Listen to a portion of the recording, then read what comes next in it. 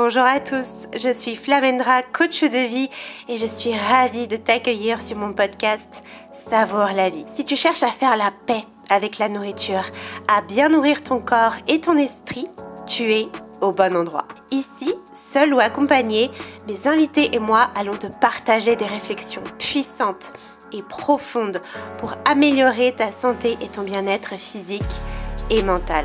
Pour ce faire, nous aborderons les thèmes du rapport au corps, à la nourriture, mais aussi de l'état d'esprit et du regard sur le monde. Ensemble, nous allons ouvrir le champ des possibles pour que tu puisses te sentir libre et pleinement épanoui dans ta vie. Si tu souhaites soutenir ce podcast, je t'invite à le noter avec 5 étoiles et à le partager autour de toi. Tu peux aussi me retrouver sur mes différents réseaux sociaux sous le nom de Flamendra. Allez, sans plus attendre, c'est parti pour ce nouveau numéro. Hello tout le monde, je vous retrouve pour un nouvel épisode de podcast où nous allons parler des choix alimentaires. C'est un sujet qui revient très souvent en coaching. Je me suis moi-même posé la question pendant très longtemps de savoir quoi manger, quand manger. J'avais vraiment ces questionnements autour de la nourriture qui tournaient en boucle dans ma tête du matin au soir. Aujourd'hui, ce n'est plus du tout le cas. Et donc, dans cet épisode, j'ai envie de déconstruire avec vous cette idée des bons et des mauvais aliments. De cette pensée binaire qui revient très souvent chez les personnes que je peux accompagner, du tout ou rien, du ça c'est beau, ça c'est moche, ça c'est parfait, ça c'est imparfait, ça c'est bien, ça c'est mal. Vous voyez, c'est comme si le monde était binaire. Or, le monde n'est absolument pas binaire et souvent quand on voit les choses de cette manière, on a une vision qui est étriquée, qui est déséquilibrée puisqu'on met certaines choses sur un piédestal et d'autres, on se dit que c'est l'apocalypse. D'accord ? Donc, ensemble, on va voir comment on peut déconstruire ça. L'idée principale que j'ai envie de vous partager, que j'enseigne en coaching et que je permets à mes clients d'intégrer, vraiment d'aller l'intégrer dans leurs cellules, parce que là, c'est super d'écouter un contenu, un podcast, mais il y a une grande différence entre écouter quelque chose et faire le travail en profondeur d'intégration qui demande un accompagnement personnalisé, qui demande des exercices, qui demande de l'investissement parce que là c'est vraiment, on va dire, passif comme travail. Donc c'est génial, je veux dire, là tu es en train d'apprendre sur toi, d'emmagasiner de nouvelles connaissances, mais voilà, on s'entend bien, ça ne suffit pas. Ce sont des petites graines qui vont germer dans ton esprit, mais c'est important d'aller plus loin. Donc je ferme la parenthèse. Ce que je disais, c'est que ce qui est important, c'est d'aller implémenter cette nouvelle idée que tout est neutre. En réalité, dans ce monde, tout est neutre. Mais nous, en tant qu'humains, on va juger. On va se raconter une histoire autour d'une circonstance, autour d'un fait. Je te donne un exemple. Par exemple, là, il pleut. Ok, le fait qu'il pleuve, ce n'est ni bien ni mal, ce n'est ni beau ni moche, ce n'est ni parfait ni imparfait, tu vois. C'est neutre, ça existe, c'est là en fait. Et justement, c'est entrer dans cet état d'observation. Tiens, c'est là en fait, ok. Le truc, c'est que l'humain, il va toujours juger, en tout cas très souvent. Et c'est justement apprendre à sortir de ce jugement hâtif. Donc on ne peut pas sortir complètement du jugement, vraiment dans mon approche, dans ma philosophie. Le but n'est jamais de chercher à éradiquer quelque chose, une part de nous, par exemple le perfectionnisme. Je sais pertinemment que je suis perfectionniste, c'est juste qu'aujourd'hui j'en ai conscience et qu'au-delà de ça, je m'autorise parfois à l'être moins, je suis plus flexible avec ça. C'est une part de moi, mais je ne cherche pas à l'éradiquer, je cherche à vivre avec, à naviguer avec. D'accord ? À ce que ce soit plus agréable pour moi et pour les autres. C'est vraiment ça tout l'objet. Donc là, pour en revenir à la neutralité, imagine il pleut. Donc on a dit ce n'est ni bien ni mal. Sauf que on peut avoir cette histoire de « putain, fait chier, il pleut, j'en ai marre, j'avais envie de sortir et là je peux pas, ça me fait chier », voilà. Donc on peut en faire une histoire catastrophique. Ou bien on peut se dire c'est pas cool, c'est pas top, j'aurais préféré effectivement qu'il fasse beau, on a le droit d'avoir des préférences. Sauf que je n'ai pas de maîtrise sur la météo en fait, et que parfois il pleut, parfois il fait beau, parfois c'est mitigé, et que c'est comme ça en fait, et que c'est ok, et que Le fait qu'il pleuve, ça peut être aussi génial dans le sens où ça va arroser les plantes, ça va faire du bien, ça va rafraîchir l'atmosphère. Je peux danser sous la pluie, je peux rester chez moi et me faire un chocolat chaud. D'accord? Donc tu vois, tu as 2 versions là que je t'ai données. Encore une fois, il n'existe pas que 2 discours à propos de cette circonstance, il peut y en avoir pléthore d'autres. C'en est juste 2 là que j'ai envie de te partager. Pour te montrer que face à une même circonstance, il y a plusieurs façons de réagir. Et en réalité, c'est sur quoi tu as le pouvoir. Tu as toujours le pouvoir sur ta façon de réagir aux choses. Et souvent, quand on souffre de troubles alimentaires, on dramatise, surtout vis-à-vis du corps. C'est « Oh mon Dieu, je pèse ce poids. Oh mon Dieu, mon ventre il est gonflé. C'est le drame. Ça part en je vais devenir un sumo. C'est horrible. Du coup, je me prive. Du coup, je vais faire plein de sport. » Et en fait, ça a des conséquences très néfastes, très délétères sur ton état émotionnel, sur ce que tu vas faire dans la journée. Déjà, rends-toi bien compte de ça. Mais tout part d'une histoire. Donc ce n'est jamais l'extérieur qui est responsable de ton état émotionnel, de ce que tu vas faire. C'est toujours toi, en fait. C'est toujours l'histoire que tu vas te raconter. Et parfois, on a des histoires qu'on se raconte en mode pilote automatique depuis tellement longtemps. Et on est englué dedans et on croit que c'est la vérité. C'est pour ça que ce que j'adore, moi, avec mon métier en tant que coach, c'est que je vois votre histoire. Et que je peux vous la pointer du doigt et vous aider à en sortir.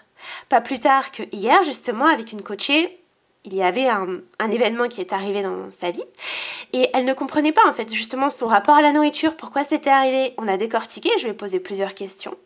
Donc le coaching, c'est l'art de poser des questions puissantes et profondes pour vous aider à trouver votre propre discernement, vos propres réponses. Et je joue aussi le rôle de mentor. Donc un mentor, c'est quelqu'un qui a déjà fait le chemin que vous souhaitez faire. Et avec cette casquette, si je puis dire, je vous donne des conseils, des exercices, voilà, des choses pratiques, concrètes, puissantes et profondes pour vous faire gagner du temps, de l'argent, de l'énergie et vous aider à avancer. Et c'est exactement ce qui s'est passé hier. On est allé décortiquer. Et je lui ai dit, bah voilà ce que je vois en fait. Et elle m'a dit, waouh, en fait, merci, parce que j'aurais jamais vu ça. J'aurais jamais pu prendre autant de recul sur ma situation, sur ce que je vivais. Je n'aurais jamais pu comprendre à une telle profondeur les choses. Et c'est ça, tout l'art du coaching. C'est pour ça que c'est ultra puissant de se faire accompagner. Et j'adore faire ça, vraiment j'adore. Et c'est dingue, du coup elle est repartie avec plein de clés, plein d'outils pour pouvoir cheminer plus rapidement. Donc, pour en revenir à ce que je disais, c'est important de comprendre qu'on se raconte tous une histoire. Et qu'il convient déjà d'en prendre conscience pour ensuite pouvoir la transformer, la modifier, choisir de te raconter autre chose. Et donc là, par rapport au fait qu'il pleuve, c'est une question de choix. C'est pareil avec ton ventre, par exemple. Souvent, mes coachées, elles regardent leur ventre et elles se disent « Oh là là, il est horrible, il est gonflé, elles en font un problème. » Mais rien n'est un problème, sauf si on décide d'en faire un problème. Et en réalité, ton corps n'est pas un problème à résoudre. Tu n'es pas un problème à résoudre. C'est hyper important d'en prendre conscience. Là, encore une fois, ma cliente me disait « Ah bah j'ai voulu rentrer dans un pantalon et en fait, il était trop serré. Je me suis dit « Bah mince, il faut que je mincisse. » Et je lui ai dit « Mais en fait, là, tu vois, la perception que tu as, c'est en fait, mon corps est un problème. En fait, c'est mon corps qui ne va pas, c'est mon corps qui doit être plus étroit pour rentrer dans ce pantalon. Mais en fait, non, c'est pas ça. Tu prends le truc à l'envers. C'est juste que ce pantalon n'est pas adapté à ton corps. Et il y a plein d'autres pantalons, plein d'autres tailles qui, sans doute, dans lesquelles tu te sentiras beaucoup mieux, qui te mettront plus en valeur selon tes propres critères, hein, pas ceux de la société, pas ceux du voisin. Non, toi, qu'est-ce qui toi te plaît, ce dans quoi tu te sens bien. Et voilà. Et elle m'a dit, oui, c'est vrai en fait, effectivement. Donc tu vois, c'est important de changer sa perception. Tout est une question de perception. Et donc, pour en revenir à cette histoire de neutralité, ça s'applique à tout. Vraiment à tout. Et donc aux aliments également. Donc il n'y a pas de bons ou de mauvais aliments. Je sais qu'au départ, là, ça vient peut-être te titiller et c'est génial. Hein. Sache que si tu te dis mais non, c'est pas vrai, il y a une part de toi qui résiste, c'est top. C'est exactement ce que je dis à mes coachés. Mon but n'est pas de te dire ce que tu as toujours entendu, sinon ça viendrait réconforter le trouble alimentaire. Le but, c'est d'aller ouvrir un nouveau champ des possibles. C'est que tu t'ouvres à une nouvelle perspective, une nouvelle façon de voir les choses, de voir le monde, de voir la nourriture, de voir le corps, de voir les autres, de te voir toi, de voir la vie. Et donc, c'est accepter de remettre en question tout ce que tu as toujours cru vrai jusqu'à maintenant. Parce que si tu restes fermé, en te disant non, mais de toute façon, je suis pas d'accord, elle a tort, t'arrêtes le podcast ici, ok, super, mais tu vas rester coincé dans tes schémas. Personnellement, ce n'est pas ce que je veux pour toi, mais à toi de voir, moi j'ai fait mon choix. Donc, c'est accepter de remettre en question, de t'ouvrir à une nouvelle façon de penser, de voir les choses. Et c'est comme ça qu'on évolue. Donc, je ne dis pas non plus qu'il faut que tu crois tout ce que je dis ou tout ce que les figures d'autorité disent. Remets toujours en question, que ce soit moi ou quelqu'un d'autre, prends ce qui résonne et laisse de côté ce qui ne résonne pas. Et fais des tests. Il y a vraiment qu'en faisant des tests et en voyant ce qui te fait du bien sur le long terme que tu trouveras les réponses. Donc, il n'y a pas de bons ou de mauvais aliments. D'accord ? Ce que tu vas souvent considérer comme des mauvais aliments, c'est parce que tu vas avoir une vision étriquée de la réalité, étriquée des aliments. Souvent, ça va être les aliments caloriques, les aliments transformés, les aliments qui sont gras, sucrés. Et tu vas te baser que sur ça pour dire c'est des mauvais aliments, ils sont mauvais. Et puis en plus, la voie du trouble alimentaire qui part dans les extrêmes, elle va te dire mais tu vas prendre 10 kilos si t'en manges, tu vas avoir plein de gras, tu vas devenir obèse. C'est des discours que j'entends tout le temps en coaching. Mais rends-toi bien compte à quel point c'est démesuré en fait. Ce n'est pas parce que tu manges un muffin, ou même 6 muffins, ou même, j'en sais rien, plus que ça, que tu vas d'un seul coup prendre 10 kilos, que tu vas devenir obèse. Non, non, pas du tout. Pas du tout en fait. Et donc, tu as une vision étriquée parce que, admettons, là je prends l'exemple d'un muffin ou du chocolat. Ce n'est pas que du sucre, ce n'est pas que des calories, d'accord ? Ça reste un aliment, tu n'es pas en train de mettre de l'uranium en barre dans ton corps. Tout va bien, tu ne vas pas mourir, il n'y a pas de danger. Sauf que la voie du trouble alimentaire, elle va te faire voir ça comme un danger en fait. Elle va te dire oh, mais tu te rends compte, elle va te faire imaginer le pire. À toi de te rassurer et de te dire mais en fait non, il n'y a pas de danger, c'est un aliment, tout va bien en fait. Et aussi de ne pas te concentrer que sur les calories, de ne pas voir la nourriture comme quelque chose qui fait grossir. La nourriture n'est pas quelque chose qui fait grossir. Ce n'est pas quelque chose qui va d'un seul coup impacter ton apparence. Non.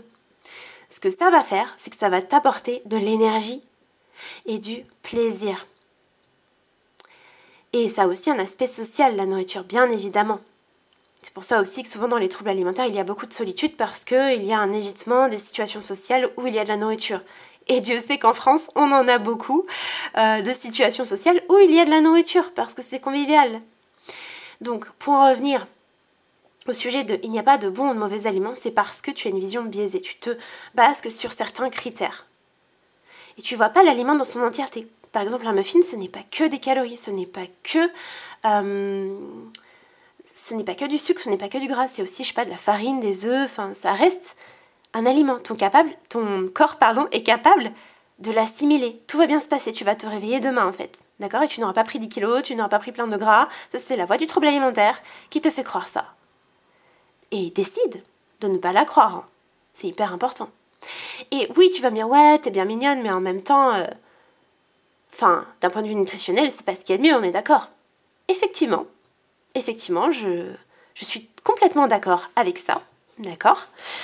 Le truc, c'est que il faut voir les aliments comme un puzzle et que chaque aliment a sa place. Quand bien même qu'ils soient transformés ou non. Bien sûr que les aliments transformés ne sont pas les meilleurs d'un point de vue nutritionnel, peut-être d'un point de vue digestion, mais ton corps est tellement intelligent et t'inquiète, il va puiser l'énergie qu'il y a dans ces aliments, il va aussi les décomposer pour en faire de l'énergie. Et puis surtout, ces aliments-là que tu catégorises comme mauvais vont te donner souvent du plaisir. Alors je ne dis pas qu'on ne peut pas prendre de plaisir avec des brocolis.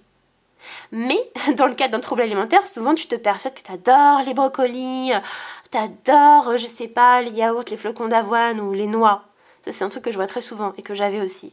Ouais, bien sûr, t'aimes bien. Mais souvent, c'est pas vraiment ce que tu veux.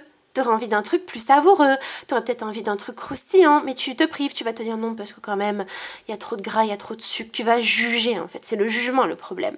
Et du coup, tu vas revenir à manger tes noix. Et tu vas te persuader que tu adores ça.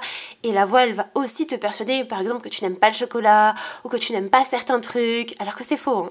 C'est faux. Ou que par exemple tu veux manger végétarien pour les animaux. Moi c'était ça, hein. Je me disais ah mais moi je mange végétarien pour les animaux. C'était des grosses conneries. Alors au tout départ oui c'était par éthique. Et puis ensuite quand je suis tombée dans les TCA, en fait en étant honnête avec moi-même, je me suis rendu compte que c'était pour éviter le beurre par exemple, les trucs gras, les trucs sucrés. Je me disais ah non, moi je mange végé et tout. C'était une excuse. Donc ça ne veut pas dire que tous les gens qui sont végétariens, végétaliens ont des troubles alimentaires et se trouvent des excuses, puisque tu vois, aujourd'hui, je suis toujours végétarienne, végétalienne. Pour autant, ce n'est plus du tout une excuse. Aujourd'hui, c'est redevenu par éthique. Mais c'est important d'être honnête avec soi-même. Et pendant mes TCA, bah oui, si je suis honnête et que je regarde mon passé, je vois très bien que ça a été une excuse. Aujourd'hui, non, parce que je kiffe manger ces aliments-là, je prends beaucoup de plaisir, je les digère très bien, je me sens en très bonne santé. C'est vraiment pour des raisons à la fois écologiques, éthiques et de santé.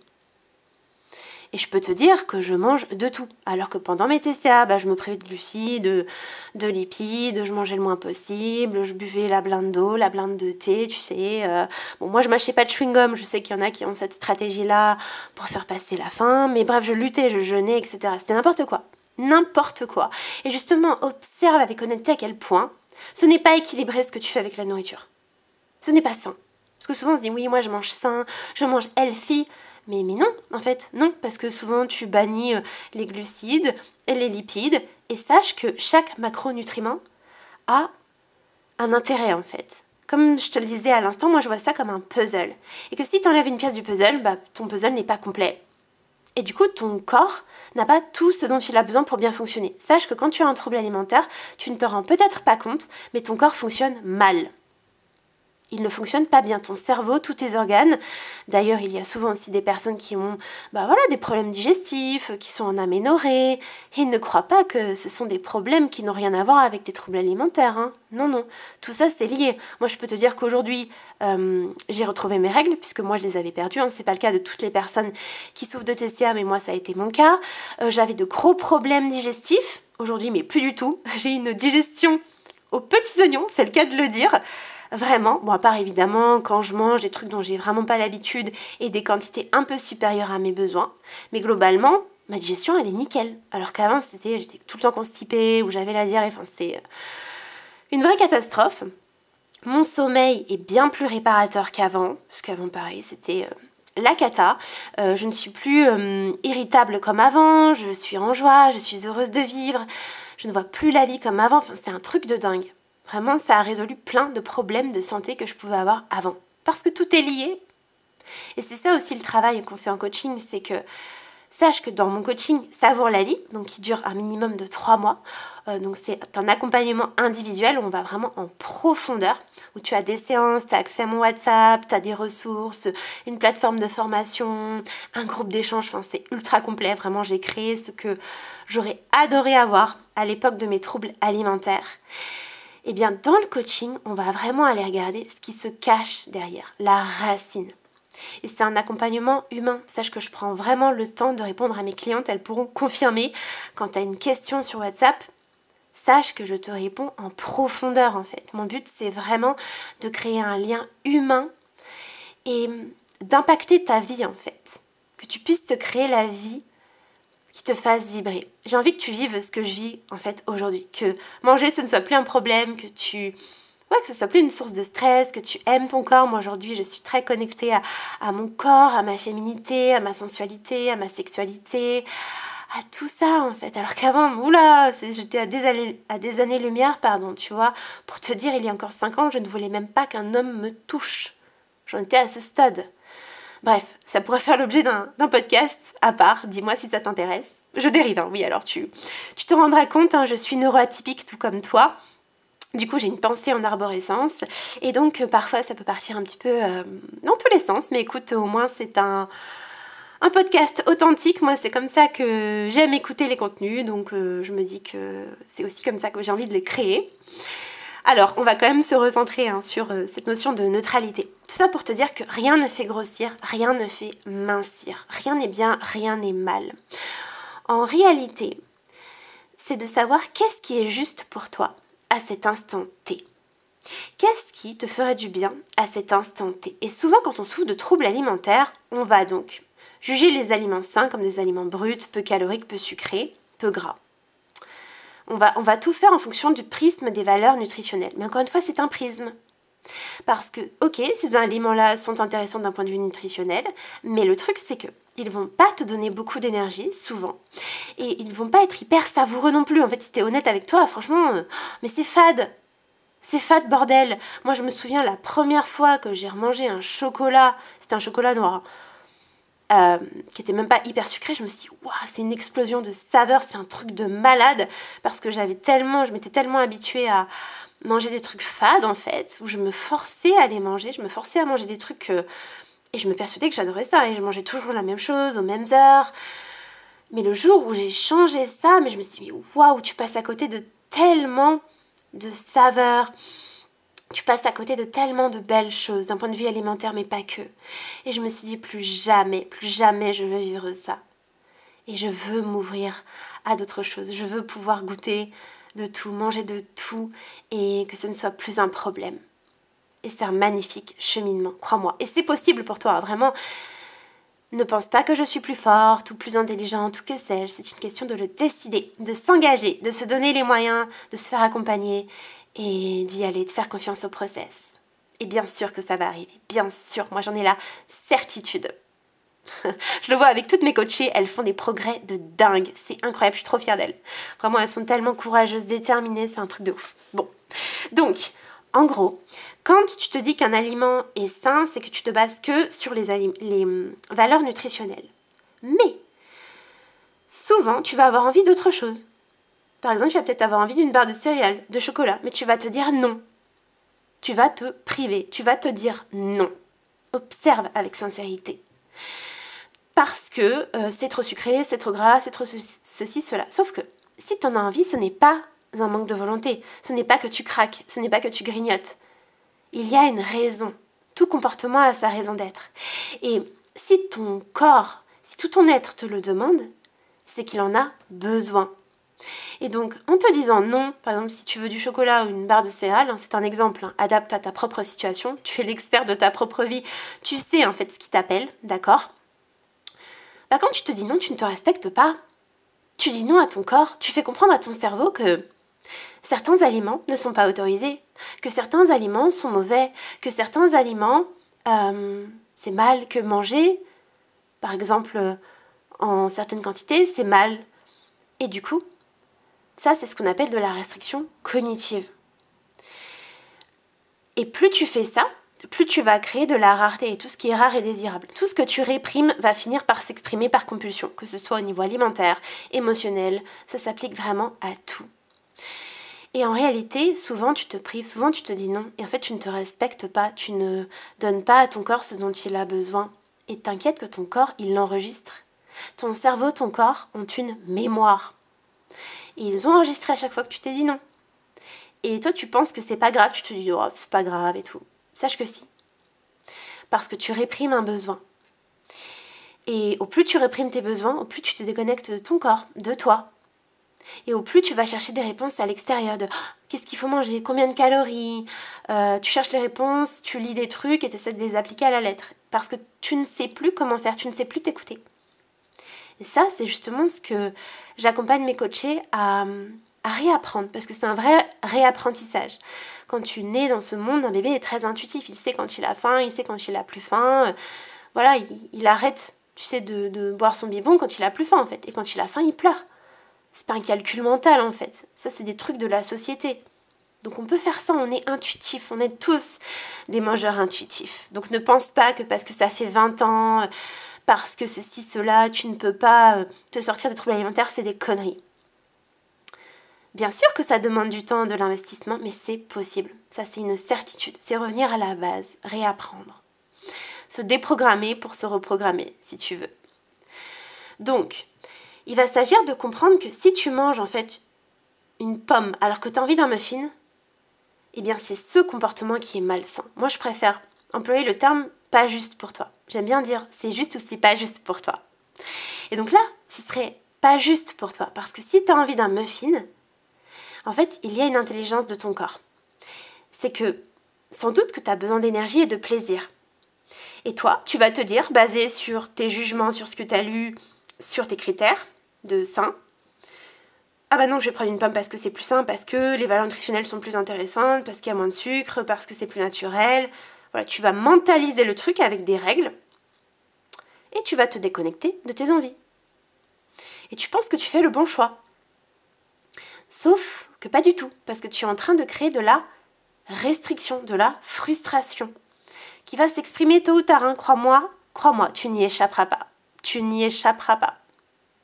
Tôt ou tard, tu vas manger ces muffins et surtout tu vas les manger en bien plus grande quantité que si tu te l'étais autorisé ici et maintenant. Et ouais, donc c'est ce comportement qui n'est pas sain, qui est délétère sur le long terme. Ce n'est pas les aliments. J'espère que tu comprends, j'espère que ça fait sens. Voilà, donc ça c'est les grandes idées, on va dire la grande idée que j'avais envie de te partager à ce sujet. Et surtout n'oublie pas, voilà, une pomme n'a pas la même texture, la même énergie qu'un muffin en fait. Et ton cerveau il le voit, ton corps il le voit en fait. Tu peux te blinder de pommes. Moi je me souviens, je faisais ça, alors surtout ne fais pas ça s'il te plaît. Je faisais des monodiètes de pommes. Et je me blindais de pommes, je me blindais de pommes, je me blindais de pommes. Et ouais, bah après j'avais le ventre gonflé, hein. C'était pas top niveau digestion, tu m'étonnes. Et en fait je fuyais mes vraies envies, mes puissances 3 milliards. Je n'achetais jamais de céréales, de trucs croustillants, de chocolat. Moi, j'adore le chocolat, hein. Vraiment, c'est tous les jours. Aujourd'hui, je peux te dire que là, le chocolat, ceux qui me connaissent le savent. J'adore. Et je m'en privais. Et je me persuadais que ouais, les pommes, c'est trop bien, j'adore trop. Que nenni. Oui, on est très doué pour se mentir à nous-mêmes. Quand on souffre de TCA, sache que tu as un mental très fort et que tu es vraiment extrêmement capable de te mentir à toi-même. C'est pour ça que cultiver l'honnêteté, t'observer avec sincérité, c'est tellement important. Et je t'apprends à le faire au sein du coaching. Si tu as besoin d'être accompagné, ce sera avec grand plaisir. Moi, j'adore. Et donc, comme tu l'as vu, hein, j'enseigne tout ce que je pratique, tout ce que j'ai mis en place, parce qu'il faut savoir que là, tout ce que je te partage, c'est le fruit de plusieurs années de travail sur moi, plus d'une vingtaine de milliers d'euros que j'ai investi en moi, hein, dans des coachings, dans des formations privées, de groupes, etc., que je te partage. Donc c'est pas venu du jour au lendemain, c'est pas tombé du ciel, j'ai pas attendu, j'ai été proactive, je suis allée chercher tout ça, et là je te fais un condensé dans le coaching Savoure la vie. Donc c'est vraiment une opportunité incroyable. Maintenant, donc j'ai envie que tu comprennes que tu n'es pas addict à la nourriture, au sucre, tout ça c'est des conneries. Si tu penses ça, c'est que tu te prives, c'est que tu es dans un trouble alimentaire ou que tu as une relation altérée avec la nourriture. Ce qui est le cas de beaucoup de gens de nos jours malheureusement. Et aucune quantité n'est bonne ou mauvaise, encore une fois. C'est qu'est-ce qui est juste pour toi à cet instant T. Et tout fluctue. Parce que souvent aussi, on cherche à lutter contre la faim, on cherche à lutter contre ses envies. On pense que tout est contre soi, que la nourriture elle est contre soi, que ça fait grossir, que les autres ils sont contre nous, que le corps est contre nous. Et non.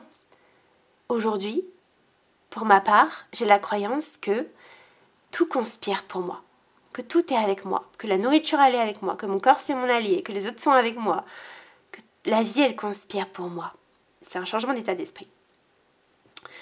Donc, pour terminer, j'ai envie de te partager quelques questions pour t'aider à faire des choix alimentaires. Donc, évidemment, je ne vais pas aller en profondeur. Bon, je pense que je t'ai déjà partagé pas mal de valeurs, mais je peux pas tout te partager dans un podcast. J'imagine que tu comprends, et si tu veux aller plus en profondeur, ça se fait vraiment en accompagnement, en coaching Savoure la vie, de façon personnalisée. Tu as plein d'autres ressources. Mais je vais quand même te partager des choses qui, selon moi, sont très puissantes. Donc, au lieu de te demander qu'est-ce qu'il faut manger, qu'est-ce que je dois manger, tu sais, il faut et je dois, c'est souvent des injonctions. C'est souvent, tu vas chercher la réponse à l'extérieur. C'est qu'est-ce qu'on m'a dit qu'est-ce que j'ai lu, qu'est-ce que les autres y font, comment il faut faire. C'est un peu la bonne élève, tu sais, qui cherche dans les bouquins la bonne réponse. Voilà. Qu'est-ce qu'il faut manger? C'est quoi le bon truc? C'est quoi la bonne quantité? C'est quoi le bon nombre de calories? Comment on fait? Comment on calcule? Comment machin? Non. Non, non, non, non.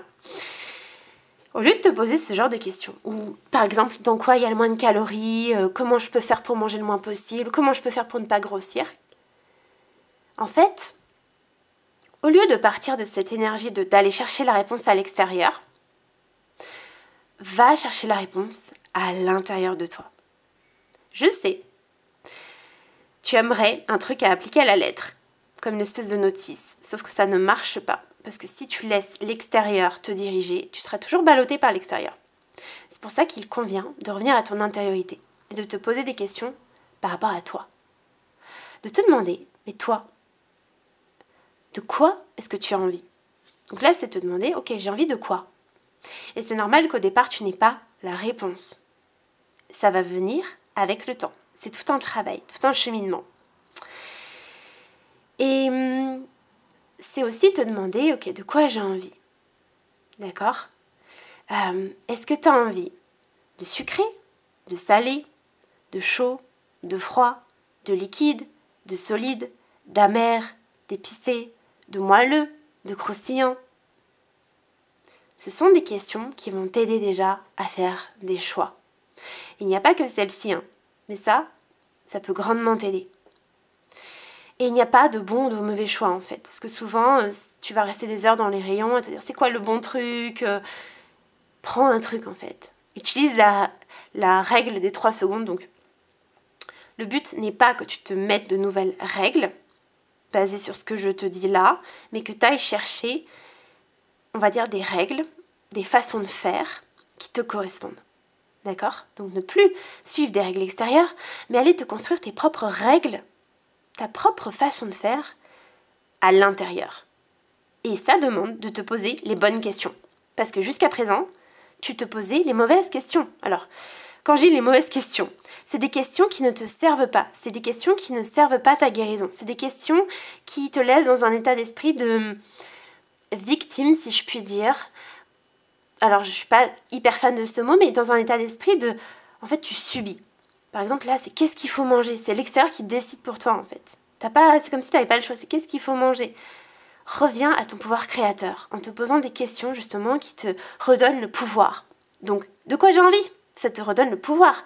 Ça te connecte à toi. C'est ça, en fait, reprendre cette posture de créateur, créatrice de ta vie. C'est revenir à toi.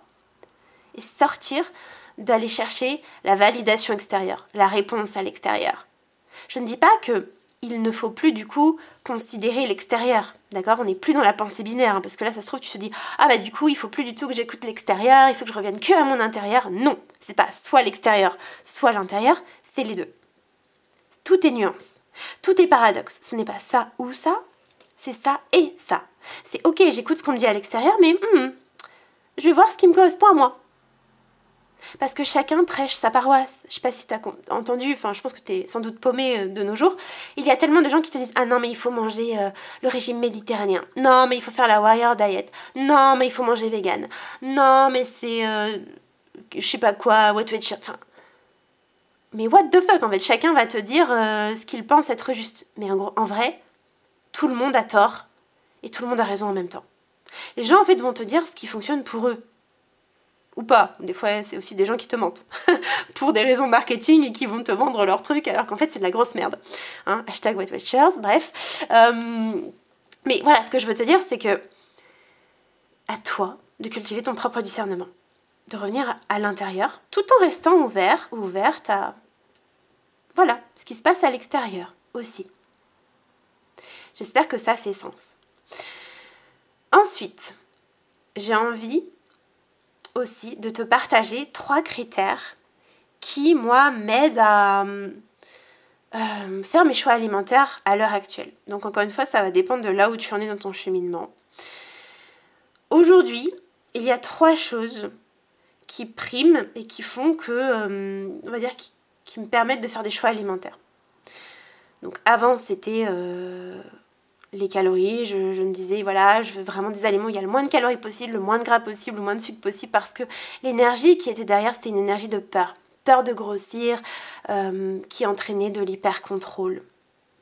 Aujourd'hui, je suis dans une énergie d'amour, de qu'est-ce qui va me faire du bien sur le long terme, de prendre soin de mon corps, de prendre soin de mon être. Alors qu'avant, c'était une énergie de détestation de moi pour changer mon apparence physique et pour faire du mal à mon corps. Ce que ça impliquait, le prix à payer, c'était vraiment faire du mal en vrai à tout mon être, parce que c'était à mon corps, mais aussi à mon esprit. Aujourd'hui, non, je me demande qu'est-ce qui va me faire du bien. Donc c'est une énergie d'amour, de prendre soin. Et donc pour ça, j'ai 3 critères, j'y viens, qui sont: est-ce que j'aime cet aliment? Parce que si j'aime pas un aliment, je le mange pas, point. Je vais pas me forcer en fait. Alors qu'avant je pouvais me forcer, parce que je me disais ah mais oui, mais nutritionnellement parlant, c'est tellement intéressant que... Non, maintenant j'aime pas, je le mange pas en fait. Je vais pas me forcer. Ensuite, le deuxième critère, c'est: est-ce que cet aliment me cale? C'est-à-dire, est-ce qu'il me donne suffisamment d'énergie pour ne pas penser à la nourriture pendant plusieurs heures? Parce que pense bien que si tu penses à la nourriture pendant plusieurs heures, c'est que t'as pas assez mangé en fait. Donc, est-ce que ça me cale suffisamment? Et le troisième critère, c'est: est-ce que je le digère bien, cet aliment-là? Et en fait, quand il y a un aliment qui a ces 3 critères, je vais le manger régulièrement. Non pas, comme dit, pour des intentions de minceur ou que sais-je, mais pour des intentions de me faire du bien, tout simplement, prendre soin de moi. Et attention, tous les aliments n'ont pas ces 3 critères. Il y a certains aliments, par exemple, que j'adore, mais que je digère pas bien. Il y a certains aliments que je digère bien, mais que j'aime un peu moins bien. Il y a certains aliments que j'adore, mais qui me calent pas. Mais c'est pas grave, c'est pas parce qu'ils n'ont pas ces 3 critères que je vais pas les manger, que je vais rentrer dans une forme de privation. Non, je vais adapter. Donc je ne vais pas rentrer dans le détail de comment je fais exactement. Ça, c'est vraiment des clés que je donne à mes coachés au sein du coaching Savoure la vie. Je leur explique exactement comment je fais. Mais voilà, j'ai envie de te partager déjà ces 3 critères. Je vais m'arrêter là pour ce podcast. J'espère que ça fait sens pour toi, que tu as pu avoir des ressources. Si tu veux aller plus loin, tu peux rejoindre le coaching Savoure la vie. Pour ça, c'est très simple. Moi, je ne démarre jamais un accompagnement avant d'avoir fait un appel découverte. Le but, c'est vraiment d'apprendre à te connaître. Je vais te poser plusieurs questions. Et si je vois que tu as une belle énergie, que tu es vraiment courageux, déterminé, que tu n'as pas de plan B, que tu as vraiment envie de guérir des troubles alimentaires, de t'investir, parce que je tiens à être claire, je ne travaille pas avec des touristes, je travaille avec des gens engagés, qui ont vraiment envie de s'en sortir, qui sont prêts à tout donner, qui n'attendent pas qu'un coach ou un thérapeute les sauve, non, je ne suis pas une sauveuse, mais qui sont prêts à s'investir en fait, qui sont prêts à y aller. Eh bien, là, tu pourras effectivement rejoindre cette belle aventure transformatrice. Et vraiment, c'est un parcours incroyable, ça va bien au-delà de sortir des compulsions, sortir de l'obsession alimentaire. C'est apprendre à te connaître sur tous les plans, d'un point de vue corporel, d'un point de vue psychologique et plus encore. Et franchement, c'est un magnifique chemin. Moi, je le vois avec les personnes que j'accompagne, c'est dingue. Mais encore une fois, c'est pour toi uniquement si tu as cet état d'esprit de réellement vouloir t'investir. Si c'est le cas, si tu sens que ça t'appelle, que mon énergie, ça résonne en toi, eh bien je te laisse réserver l'appel découverte. Tu pourras trouver le lien soit sur Instagram, soit sur mon site, soit peut-être aussi dans le lien de cette vidéo, de ce podcast. Et puis voilà, moi je t'expliquerai toutes les modalités du coaching, tu pourras poser toutes tes questions. Et franchement, ça peut changer ta vie. Sincèrement, une décision peut changer ta vie. Et voilà, j'ai vraiment envie de te laisser méditer là-dessus parce que c'est hyper important de comprendre que rien ne tombe du ciel. Que les gens qui se transforment, ils le décident profondément, puissamment avec le cœur. Et ils y vont. Et il n'y aura jamais de moment parfait. Il n'y aura jamais plus de peur. Le courage n'est pas de ne plus avoir peur, c'est d'avoir peur et d'y aller quand même. Et c'est de savoir qu'est-ce que tu veux vraiment en fait. Et quelles seront les conséquences si tu n'agis pas maintenant. Comment elle sera ta vie dans 2 ans, dans 5 ans, dans 10 ans si tu ne fais rien maintenant. Et c'est quoi le plus important pour toi? Quel est le prix de ta santé physique et mentale en fait? Qu'est-ce que tu veux pour toi? Qui veux-tu incarner dans ce monde? Quel impact tu vas avoir sur tes proches? Quel regret tu auras à la fin de ta vie si tu fais rien maintenant? Vraiment, là, je te partage des questions que je me suis moi-même posées quand j'ai pris la décision puissante et profonde de m'engager dans un coaching. C'était il y a quelques années. Bien sûr que moi aussi, j'avais peur. J'avais peur de me lancer dans un coaching, d'investir mes premiers 3000 euros. Mais franchement, je regrette tellement pas de l'avoir fait parce que ça m'a changé. Et depuis, je n'ai plus jamais arrêté d'investir en moi, dans des coachings, dans des formations. Et ça m'a fait évoluer à une puissance juste incroyable. Je te souhaite une très belle journée. Je te dis à très bientôt pour un prochain épisode de podcast. Et d'ici là, n'oublie pas de savourer la vie.